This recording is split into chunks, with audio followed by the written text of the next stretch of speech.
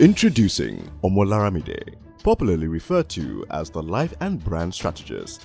She is the lead consultant and facilitator at Bridge Brands and PR, the intellectual property owner of Inner Essence Factory. Hello, how are we doing today?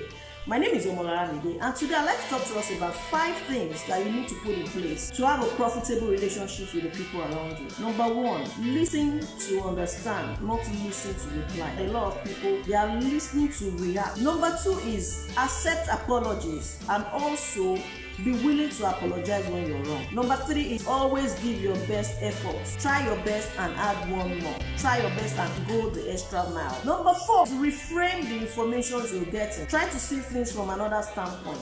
See it from the other party's point of view, so you're calm and you're able to respond appropriately. Number 5, take the high road and add professionalism, especially in this digital age.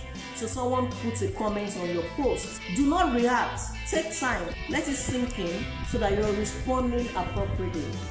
You know I like to hear from you. See you in my next video. Thank you. Thank you for listening.